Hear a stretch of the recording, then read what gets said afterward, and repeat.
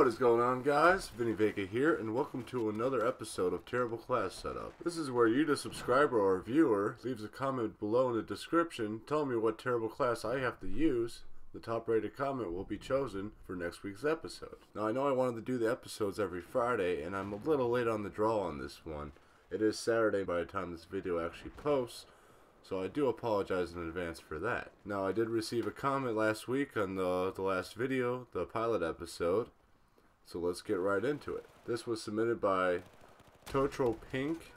I do apologize if I didn't pronounce that correctly. She says, you should use the SRR with the ballistic scope and a Rex with the 8x scope, no explosives or flares, radio beacon and SOFLAM, and use offensive, then go to Pearl Market and stay in close combat areas. This does seem a little confusing, and I did clarify with her on what exactly she meant. Her intentions were for me to use the flares, so I did opt for her to use the flares, even though it is a kind of a repeat from last episode. But in Battlefield, there's only 3 non-lethals. More often than not, the flares will be used, either that or the smoke or the flash grenades. And also, another thing I had to clarify with her was the Rex does not have an 8x scope. There's only 3 scopes available, and all of them work very well with the Rex.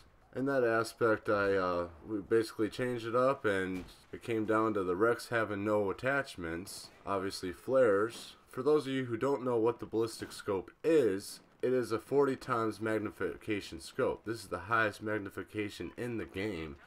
And when you're playing on a map like Pearl Market and the Dragon's Teeth DLC, this is, to say the least, this is a class that you're not going to do extremely well. A high magnification scope is going to be extremely detrimental to your performance in close quarters combat. Now, typically the SRR is an excellent weapon, and this would be a perfect example of what happens when you take a good gun and put a high magnification scope on it, rendering it almost useless. But I did manage to get a few kills with it. I could almost count on my hands how many kills I got between like 4 or 5 matches that I played with the SRR with the 40x, but to say the least, those kills were pretty rewarding. Getting into the first match of this class, it was very difficult, to say the least, to get used to this. I did learn a few things that I completely forgot to even really register, I guess, in a way. Like some things that are basic fundamentals when it comes to sniping that we often tend to forget. This may seem like common knowledge, but one thing that's very important to note is paying attention to your crosshairs. Now, the center of those crosshairs is where your scope is going to be, where your reticle of your scope is going to be. So this is very important to take advantage of, especially in a situation where you're using a 40x scope, where basically in a nutshell I have to more or less quick scope as opposed to trying to acquire a target after scoping in. Drag scoping is not a very good option. Very difficult to acquire a target after already being zoomed in with such a high magnification. But I was able to secure a few kills that were pretty decent. And I was able to get a couple very quick kills too. I noticed that there's a lot of people running the defensive perk. And this was frustrating in a couple situations where I would get a nice shot on them from very close range, and it would not work out for me very well. Just to show you a couple quick examples of just what I mean when someone's using the defensive perk, it's very obvious when it does happen. In this first clip, I'm like basically right next to the guy. I do shoot him, but it does not drop him. He's obviously using the defensive perk, and then I get taken out by his teammate. Had he not been using the defensive perk, he would have dropped dead right then and there. But unfortunately, I couldn't get the kill in that situation. In this other situation, anywhere in this hallway, regardless of what end we're on, he would have dropped dead with this shot. But since he's rocking the defensive perk, he's able to take me out very quickly right after that. Even if you do have a sniper rifle that has a fast rechamber, more often than not you will not have time to be able to switch to your sidearm or get another shot off with your sniper rifle. By the time you get that shot off, you're going to be dead if you don't kill that target. Simple as that. If you somehow get a lucky headshot in the situation, that's the only exception to this rule. The SRR is an excellent sniper rifle, has practically no bullet drop. It does shoot slowly, and this is more or less for balance purposes in the game. If it had a higher fire rate, it would be simply OP compared to the other sniper rifles. I did get a couple nice kills in these next couple of clips. Like this poor bastard right here is at the receiving end of a no-scope, right to the face.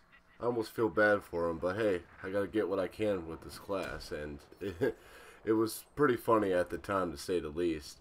Guy right here is laying down on the ground and he gets popped, and this guy right here, he's just oblivious to me, period, and I'm pretty sure he's not rocking the defensive perk, because I think he's at full health when I did hit him. Now something else I want to point out too, the Rex revolver is actually a very powerful tool. One of the most powerful sidearms that you can use. Revolvers do tend to have that powerful kick, and they kick like a mule.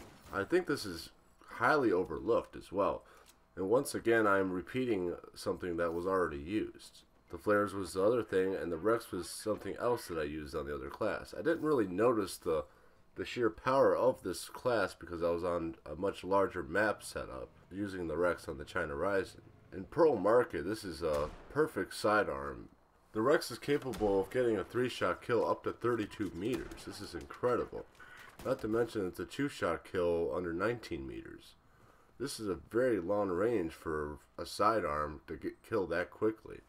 You get a shot in the head within like 15 meters, you're going to get a 1-shot kill. More often than not, I did switch to my sidearm, especially if I was going in a room or something and I knew there was an enemy in there. And not to mention I was sound horn a bit with my headset, so whenever I heard footsteps and I seen that there was no friendly on the mini-map, I just assumed it was an enemy and I prepared myself. In those situations, I came out victorious, got the drop on the guy. The Rex just, as long as you're accurate with the weapon, it's amazing, to say the least.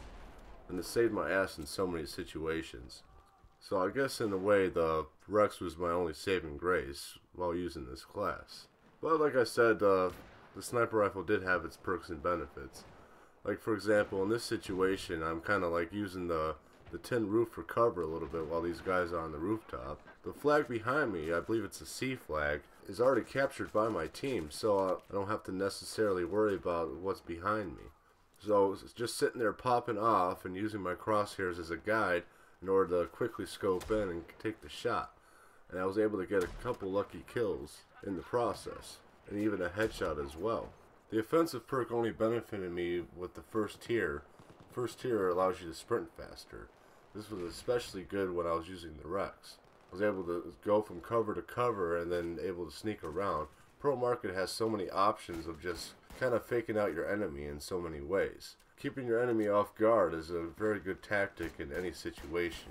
The more predictable you are, the more likely you're going to get killed. So keeping your enemies on their toes will more often secure you the kill. The spawn beacon was also very beneficial because I was able to pick where I could spawn, though I didn't use this option very often.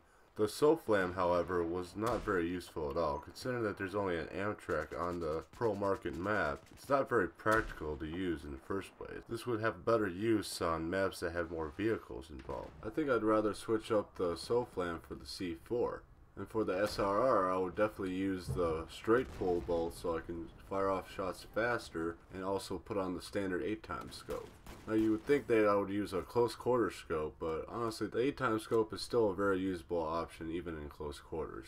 It definitely makes it easier to get a quick scope in when you can. Granted, quick scoping is not a viable option in Battlefield, especially when you have people running the defensive perk that allows them to take that 10% less damage. I think that will wrap things up for this week's episode. Be sure to leave a comment below on what terrible class I should use next, and don't forget to rate this video as well. I hope you guys have an awesome day today, and I'll see you on the next one.